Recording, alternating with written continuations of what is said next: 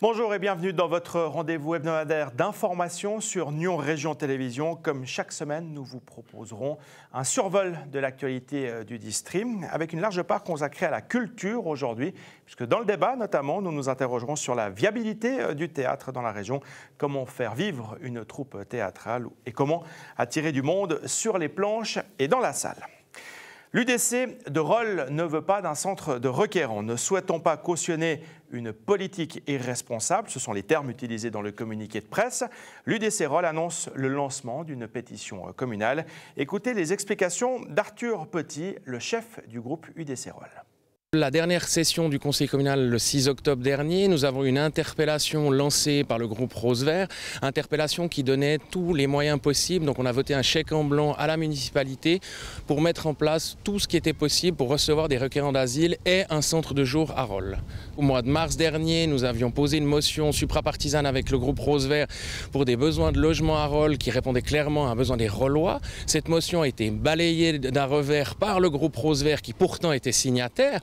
Donc effectivement, revenir quelques mois plus tard avec une demande pour des requérants d'asile, mis à part un côté électoraliste, on n'a pas vu vraiment le besoin de créer une polémique à Rolle, surtout que la commune de Rolle fait son devoir en engageant des requérants d'asile. Donc pour nous, à Rolle, il n'y a pas de polémique à avoir. On voulait créer ce débat, voir la décision de la population, de mêler la population à la chose, parce que beaucoup ne savent pas ce qui se passe entre les murs du conseil, mis à part les résumés qui sont faits dans la presse. Là, on a vraiment voté un chèque en blanc à la municipalité. On ne sait pas les tenants, les aboutissants. On a dit, allez-y, c'est parti, feu vert. À l'heure actuelle à Rolle, quel est le besoin effectivement d'être la première commune à dire feu vert, on reçoit des requérants, chose que le conseiller d'État Philippe Lebas l'a explicitement dit dans les journaux, aucune commune l'a fait jusqu'à maintenant. À gauche, et notamment chez les socialistes, la réaction ne s'est pas fait attendre, vous l'imaginez bien. Voici la réponse de Patrick Bréchon, le président de la section PS de Rolle. Je ne m'attendais pas à ce qu'il y ait une pétition lancée contre un tel sujet quand même qui rallie beaucoup de majorités dans la région, dans le district et en Suisse aussi. Mais surpris parce que je n'ai pas vu cette démarche lancée par exemple par les sections nyonnaises ou glandoises sur le même sujet. Alors l'interpellation, comme se veut le règlement, c'est de connaître en fait un fait de l'administration, de l'exécutif, de la municipalité. Et la question se voulait être simplement, dites-nous où vous en êtes. La résolution qui a été votée par le Conseil à la suite de la discussion dit simplement que le Conseil encourage la municipalité à étudier toutes les possibilités d'accueil des migrants et requérants d'asile. On ne peut pas faire le fonds de commerce sur un sujet aussi sensible et j'espère vraiment que mes concitoyens ne vont pas signer cette pétition et je les invite à ne pas le faire justement. Là, on est vraiment dans le cadre d'une recherche de publicité de la part d'un candidat aux élections fédérales qui recherche aussi, sauf erreur, des membres pour sa liste aux élections communales de février. Et voilà, mais je trouve que le sujet ne s'y prête pas. C'est très nauséabond. Un thème dont nous débattrons d'ailleurs la semaine prochaine, ici même. Le bâtiment de la Dôle à Gland vit une troisième jeunesse après avoir abrité des classes primaires, après avoir servi d'accueil de l'enfant. Cet édifice, rebaptisé la Pépinière pour l'occasion, va devenir un espace d'échange, de rencontres et de création. Pour en parler, j'ai le plaisir d'accueillir deux dames, deux municipales de la ville de Gland. Tout d'abord, Madame Christine Giraud, municipale de la jeunesse, bienvenue. Merci. Et puis Isabelle Bonnet, municipale de la culture, bienvenue à vous. Merci. Également. Alors, première question, ce lieu, à qui est-il destiné prioritairement, principalement? Alors, dans notre esprit, le projet La Pépinière, c'est avant tout les jeunes tout court, et puis les jeunes talents à en devenir. C'est vraiment pour cette population-là qu'on a mis sur pied ce projet. Alors, comment est-ce que ce sera géré au quotidien? Alors, au quotidien, comme Madame Giraud vient de le dire, c'est pour la jeunesse, pour les jeunes talents, pour les acteurs culturels également. À ce niveau-là, je peux dire qu'il y a 4 salles. Ces 4 salles vont être attribuées selon des mises au concours. Des projets sont souhaités arriver au niveau de la municipalité et puis ensuite ce sera les services de la jeunesse et les services de la culture qui vont travailler pour élaborer la mise en place de ces projets et puis attribuer les locaux. Alors il y a tous les moyens d'expression qui sont visés, qui sont ciblés, qui peuvent faire acte de candidature, musique, audio-vidéo, art plastique et visuel, art de la scène, projet citoyen innovateur. Si j'ai envie d'intégrer vos locaux, de pouvoir développer un projet, comment je fais ? Alors, c'est vrai que le projet, il est justement pour les deux, il y a un peu les deux axes. Il y a la culture, il y a la jeunesse. Je vais m'exprimer plutôt au niveau de la jeunesse. L'idée, c'est que ce lieu puisse servir de réunion ponctuelle pour des groupes qui auraient envie de mettre sur pied précisément un projet destiné aux jeunes. Assez naturellement, on pense éventuellement à un conseil des jeunes ou à un lieu où on pourrait débattre ou créer un projet. Donc là, il y a plusieurs possibilités. Soit on s'adresse à la municipalité, au service de la jeunesse. Il peut y avoir des contacts aussi qui peuvent être pris au travers des travailleurs sociaux qui sont sur le terrain ou par des contacts privés de personnes qui pourraient s'adresser directement à moi, par exemple.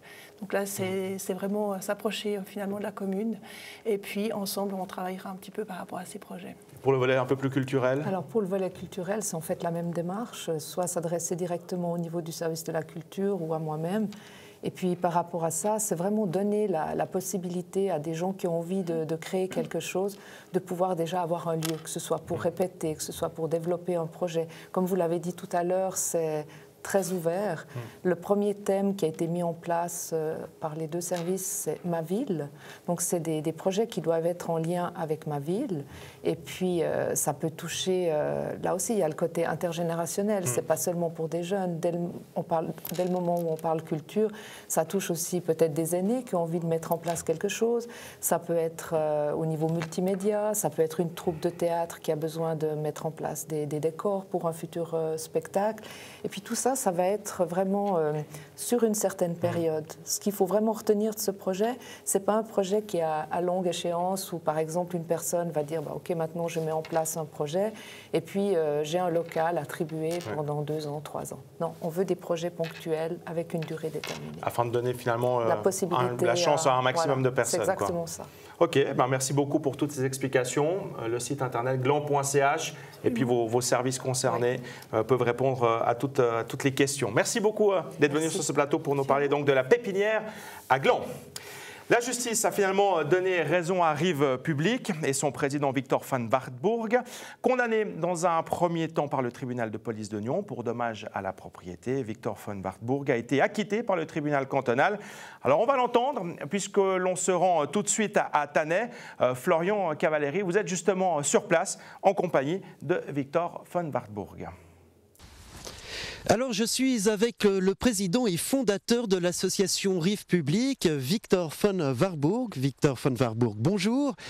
Au début du mois, nous étions le 5 octobre, vous êtes retrouvé devant le tribunal cantonal pour vos actions concernant le volet vaudois lorsque vous aviez coupé les clôtures sur la commune de Tannay. Expliquez-moi en quelques phrases quelle a été la teneur du jugement qui a été rendu. Le jugement nous réjouit énormément parce qu'il confirme que toutes nos préparations et surtout les objectifs qu'on voulait atteindre sont actuellement pleinement atteints à notre entière satisfaction. C'est un jugement qui est absolument excellent parce que pour moi personnellement et pour l'association, c'est une preuve que nous avons une justice, donc un verdict qui est très très bon parce que la condamnation qu'a fait le tribunal régional à Nyon était franchement pas bon du tout parce qu'il n'a pas considéré tous les points qu'il aurait dû considérer. Alors on va revenir un petit peu en arrière. On était en 2012, vous, vos sympathisants et vos militants, vous étiez attaqués notamment à ce portail. Vous étiez arrivés avec des pinces et vous aviez libéré l'accès. Alors aujourd'hui, quelle est la situation? Expliquez-nous. C'est une très grande surprise parce que le panneau qui a été entre-temps posé, je le vois pour la première fois, La situation est pire que jamais. Pire que jamais. C'est-à-dire là, vous avez un panneau qui dit marchepied non public réservé aux besoins de la navigation, de la pêche et des douanes. Finalement, ça confirme le fait que les gens qui sont habilités à passer sur cette propriété le soient vraiment. Alors, je suis pêcheur, d'accord? Je veux aller longer la rive pour aller à la pêche, mais je peux pas y aller. C'est fermé. Avant, c'était fermé à clé. Maintenant, c'est fermé avec fil de fer. Donc, c'est une situation illégale. Parce que la loi, l'article 2 du règlement d'application pour la loi sur le marchepied, elle dit qu'il ne doit pas avoir de serrure. Ici, il y a une serrure, on l'a enlevée, on a mis un fil de fer parce qu'apparemment quelqu'un l'a cassé, ça a été cité lors de l'audience. Ici, il doit y avoir un panneau, l'autre panneau pour passage public. Il doit être dit passage public. La propriétaire, elle a une concession d'eau, elle a une servitude. Donc les gens devraient pouvoir passer sur ce passage. Donc pour vous, en fait, le département du territoire, de l'environnement, n'applique pas la règle et le jugement qui a été rendu. Exactement. Est-ce que ce cas de Tannay va faire jurisprudence pour la suite de votre combat ? Nous pensons que oui. Nous avons actuellement un recours à My qui est pendant et on demande à la commune de My d'ouvrir toute la rive de My et c'est une affaire qui est au tribunal cantonal. Et on espère que le tribunal cantonal nous accorde le droit de recours pour enfin avoir un jugement pour toute une commune. Alors Victor van Warburg, là vous avez une victoire éclatante. Quelle va être la suite de votre action? Est-ce que vous avez déjà d'autres actions prévues prochainement? Alors nos actions, c'est les tribunaux. C'est ce recours à My maintenant. En somme, il y en a deux. Il y en a un pour toute la commune et un privé. La requête qu'on a déposée à Tannay, la même chose. Si Tannay ne fait pas appliquer la loi sur le marchepied, il y aura également un recours pour déni de justice. Et avec ces deux affaires, on espère de montrer au Conseil d'État qu'ils doivent enfin faire le travail, parce que dans la loi sur le marchepied, il est dit dans l'article 25 que c'est le Conseil d'État qui est responsable de faire respecter cette loi. Victor van Warburg, merci beaucoup d'être venu nous montrer sur place justement quel était le résultat de votre combat. C'est un grand plaisir, merci infiniment à vous. La salle polyvalente de Bassin a été inaugurée la semaine dernière. Elle a une particularité, cette salle, puisqu'elle a une ossature en bois, du bois dont les 2/3 proviennent de la commune. Bassin, sa piscine, mais aussi sa nouvelle salle polyvalente. Une infrastructure qui présente la particularité d'avoir une ossature dont le bois est issu à 65% de cette commune forestière. Une proportion qui monte même à 91% si l'on prend en compte l'entier du bois coupé et transformé en Suisse. Le bois qui a été utilisé et posé à Bassin, c'est 169 mètres cubes de bois pour une coupe totale de 400 mètres cubes. Et il faut savoir qu'annuellement, la commune de Bassin pourrait construire une dizaine de salles de polyvalentes de ce type-là pour écouler notre capacité de coupe de forêt et en sachant qu'il est nécessaire de la couper pour régénérer l'oxygène, pour régénérer tous les milieux forestiers qui vivent avec notre territoire communal. Cette salle polyvalente servira aux écoliers comme salle de gymnastique la journée. Son côté multifonctionnel sera exploité en soirée, en dehors des horaires scolaires. En tout, Bassin investit un peu moins de 3 millions de francs pour s'offrir cet objet. Il est évident que si nous avons fait cet effort de construire avec notre bois, c'est pour inciter toutes les collectivités publiques de mettre dans leur cahier des charges lorsqu'ils construisent un bâtiment l'opération bois, si j'ose dire, pour soutenir le commerce du bois local et surtout éviter de se plaindre qu'il faut subventionner à perte la forêt, mais utilisons le bois pour sa fonction essentielle qui est la construction d'ouvrages et de construction de bâtiments. Vendredi dernier, l'inauguration de ce nouvel équipement communal s'est fait en présence de la chef du département de la formation, de la jeunesse et de la culture, une conseillère d'État qui a loué les vertus de cette construction et des autorités de bassin. Je pense que c'était très important d'amener un message des autorités cantonales par rapport à cette infrastructure très intéressante. Cela démontre qu'une commune qui a des richesses naturelles comme le bois, si elle est à l'avant-garde, là aussi, si elle anticipe, si elle travaille dur, eh bien, peut arriver à être très convaincante et compétitive avec ce produit qui faisait autrefois de manière permanente la richesse des communes. Et désormais, il faut trouver des nouveaux chemins pour que cela redevienne une richesse, et c'est clairement le cas ici. Valoriser le bois de la région et démontrer que la filière bois peut être utilisée d'une autre façon que pour être brûlée sous forme de pellet. La contrainte du cahier des charges s'est transformée en avantage, notamment lors du choix des arbres destinés à cette construction. Les plus grands enjeux, ça a été vraiment la coordination avec les différents intervenants locaux par rapport à la coupe des bois, l'organisation de l'acheminement de tous ces bois, l'adaptation des techniques habituelles d'aujourd'hui avec le matériau local. Qui a été vraiment l'une des parties les plus compliquées à mettre en œuvre, mais aussi la plus intéressante. Tout à l'heure, il y avait un groupe musical. On s'est rendu compte qu'on avait une ambiance qui se dégageait, un son qui était vraiment particulier, et c'est ça le bois. C'est un matériau naturel, mais on construit pour l'être humain, pour un usage, et grâce au bois, je trouve qu'on peut faire des constructions où on se sent bien dedans. Comme dans toutes les histoires qui se finissent bien, la soirée spéciale inauguration de cette nouvelle salle Bachenard s'est terminée par la projection d'un film. Un film sélectionné à Cannes et qui raconte l'histoire d'un lien entre une famille et un territoire qui se transforme radicalement.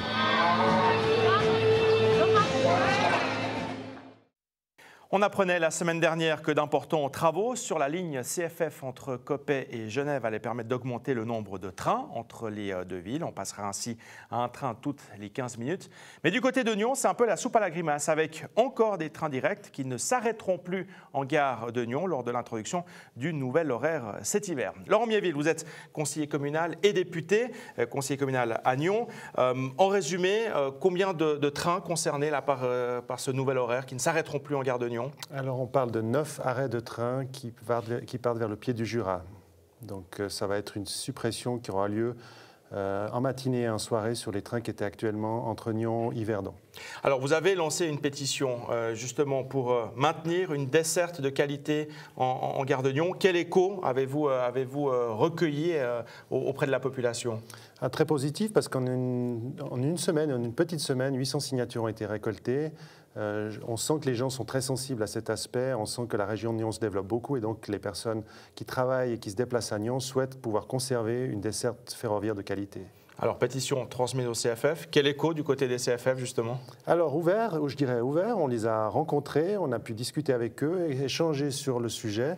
C'est clair qu'ils sont confrontés à des changements extrêmement importants au niveau de l'équipement ferroviaire, puisqu'on va vers Léman 2030, et donc il y a des modifications qui auront lieu. Ils doivent faire des choix, et donc la discussion porte autour de ces choix. Et on a beaucoup discuté du choix par rapport à Nyon, naturellement. Mais on a de la peine à comprendre. Il y a beau y avoir un chantier et tout cela, et Léman 2030, on a peu de la peine à comprendre comment tout d'un coup il y a un nouvel horaire et on supprime des trains. Quelle est la véritable explication à cela ? Alors en fait, le réseau est tellement tendu, s'il doit faire des travaux, ils vont réduire encore un petit peu les possibilités de déplacement des trains, et à un moment donné, les trains ne peuvent plus s'arrêter, parce qu'en s'arrêtant, ils vont ralentir d'autres trains qui eux-mêmes ne pourront plus rebrousser chemin à Genève. Et en fait, la discussion se trouvait surtout à ce niveau-là. Quelle gare allait devoir un petit peu subir les conséquences par rapport à ça, et donc abandonner ces arrêts? Est-ce que c'est Morges? Est-ce que c'est Rolle? Est-ce que c'est Gland? Est-ce que c'est Nyon? Et c'est là que les CFF ont pris des décisions qui ont impacté naturellement toute notre région. Alors on a évoqué Léman 2030. L'objectif, c'est d'avoir une cadence très élevée entre Lausanne et Genève. 2030, voire plus tard, on verra bien. Mais est-ce qu'un jour, on arrivera vraiment à répondre à la demande qui est croissante, voire même exponentielle, tout en préservant, je dirais, les intérêts de tout le monde? C'est la grande question. Je dirais que jusqu'à 2030, on voit assez précisément ce qui va se passer. Il y a vraiment, c'est comme un chef d'orchestre, il y a toute une série de partitions qui vont être jouées pour doubler la capacité. On va passer de 50 000 à 100 000 passagers qui pourront être transportés sur la région Lausanne-Genève. Maintenant, au-delà de 2030, c'est là que la question va se poser. C'est là que les capacités seront maximum et c'est l'infrastructure qui va devoir être remplacée, ajoutée, qui va finalement permettre de continuer ce développement. Et je dirais qu'actuellement, en tout cas au niveau du Grand Conseil, la discussion se porte beaucoup au-delà de 2030 et c'est là aussi que Nyon doit jouer une carte pour être sûr de ne pas être prétérité dans les futures liaisons qui auront lieu après 2030. Merci beaucoup Laurent Miéville d'être venu nous expliquer tout cela sur notre plateau. Merci. La troupe de théâtre Les Entractés a conclu sa tournée 2015 en apothéose. C'était samedi dernier devant son public de Saint-Sergue.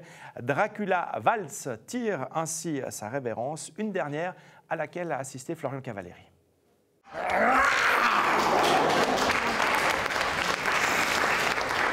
Comme au cinéma, mieux même qu'au cinéma, la présentation des personnages.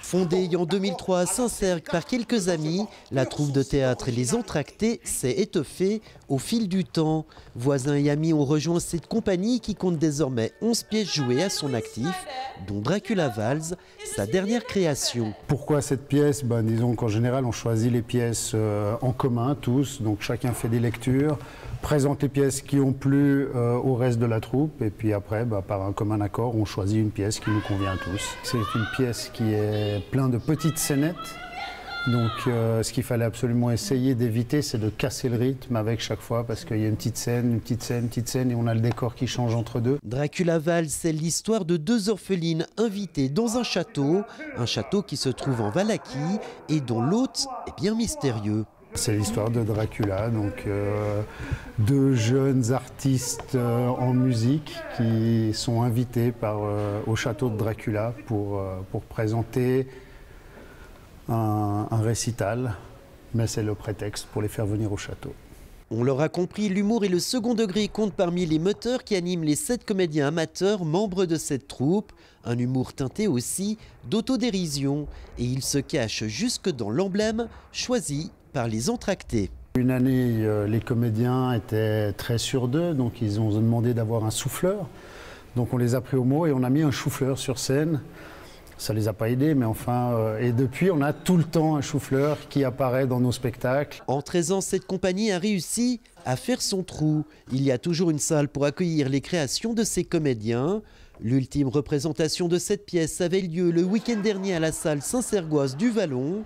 Mais auparavant, leur spectacle a bourlingué du Valais à Genève, en passant par la Belgique. La difficulté surtout, c'est quand on est une troupe itinérante comme nous, c'est de concilier les dates entre toutes les salles, celle du Valais, celle de Liège, celle d'ici ou de Genève, pour pouvoir avoir un suivi et puis pas faire les représentations étalées sur plusieurs mois. Non subventionnée, la troupe compte sur ses amis et connaissances pour assurer par exemple l'accueil des spectateurs et sur les entrées payantes pour réunir les fonds nécessaires à leur production. On a opté pour faire un prix d'entrée bas pour que tout le monde puisse venir assister au spectacle. Et puis on offre la possibilité à tous les spectateurs qui viennent nous voir de nous soutenir en payant un supplément de 2 francs par billet qu'on considère comme don à la troupe. C'est notre principal sponsor, c'est nos spectateurs. Dès janvier, après avoir choisi une nouvelle œuvre, les Entractés se remettront au travail pour remonter sur les planches et une fois l'été venu, faire voyager leur théâtre. Des passionnés éclairés qui, gageons-le, reviendront à Saint-Sergue pour clore leur prochaine saison.